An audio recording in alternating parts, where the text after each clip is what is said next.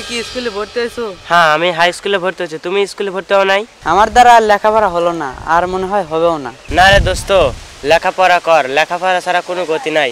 দরকার হলে আমি তোর বাবাকে বলে স্কুলে ভর্তি করে দিতে বলবো, তাও তুই লেখাপড়া কর। আচ্ছা ঠিক আছে, দেখো।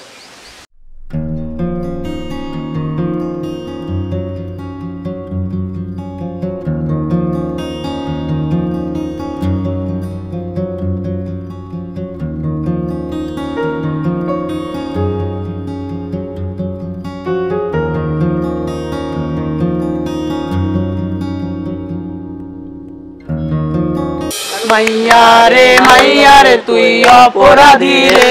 এ থাম থাম, এরকম আজে বাজে গান বললে হবে না। যদি ভালো গান ফুল পারিস তে বল।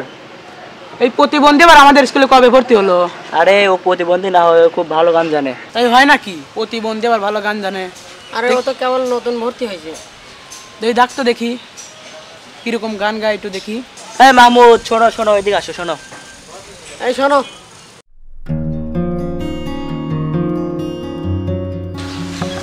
ডাকছো কেন? তুই নাকি খুব ভালো গান জানিস? আমি সেরকম কোনো গান পারি না। তাহলে এরা যে বললো তুই খুব ভালো গান জানিস। মাহমুদ আসো, আমি জানি তুমি খুব ভালো গান জানো। আসো, একটা গান বলো এখানটা।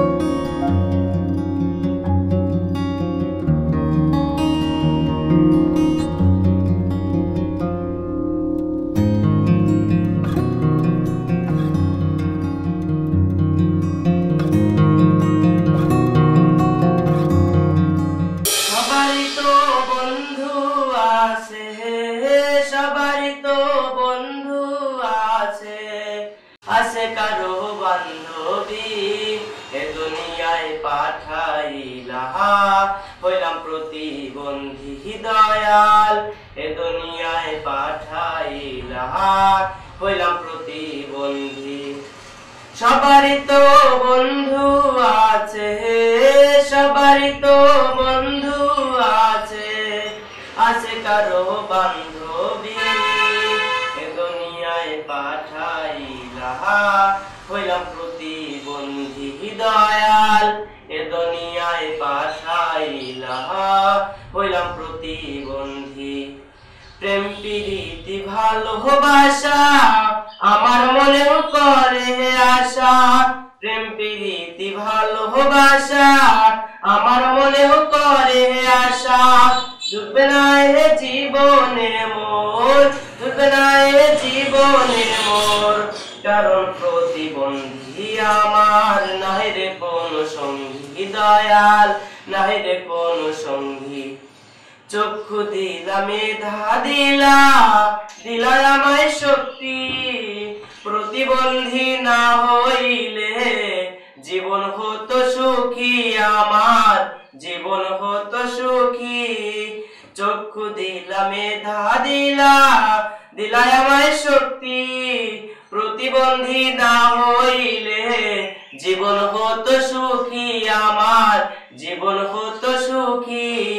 সবারই তো বন্ধু আছে, সবারই তো বন্ধু আছে, আছে কারো বান্ধবী এ দুনিয়ায় পাঠাইলা, হইলাম প্রতিবন্ধী দয়াল এ দুনিয়ায় পাঠাইলা, হইলাম প্রতিবন্ধী দয়াল এ দুনিয়ায় পাঠাইলা, হইলাম প্রতিবন্ধী।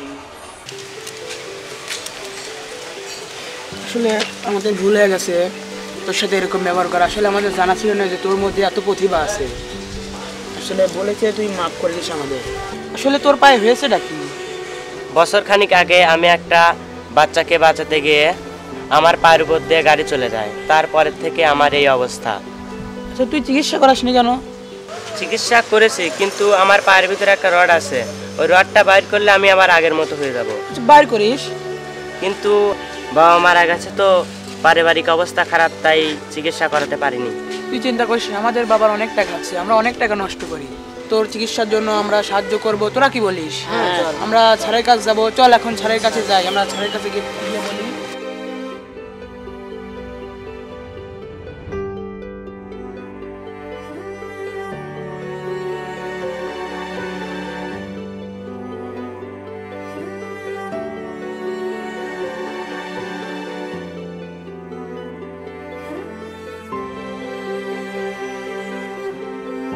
স্যার আসতে পারি?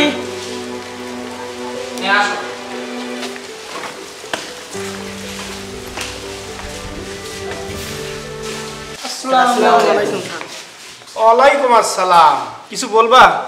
জি স্যার, গত বছর একটা অ্যাক্সিডেন্টে ওর পাটা ভেঙে যায়, আর চিকিৎসা করে ওর পায়ের ভিতরে এখন রড ঢুকানো আছে, সেজন্য ওই লাঠিটা নিয়ে চলাফেরা করতে পারে। বর্তমানে স্যার অনেক অর্থ খরচ হবে, এই জন্য স্যার আমরা উদ্যোগ নিয়েছি যে ওর পাটা ভালো করার জন্য আপনারা কিছু সাহায্য করেন, আরও কাউকে তো করান। এটা তো ভালো কথা, ওর পাও যদি ভালো হয় আমারও ভালো, ওরও ভালো। যাই হোক, তোমরা যে উদ্যোগটা নিয়েছো আমি সাথে আছি, আমি যতদূর সম্ভব আমি সাহায্য করবো। দোস্ত শুনলি তো, স্যার আমাদের পাশে আছে, এছাড়াও আমরা তোর পাশে আছি।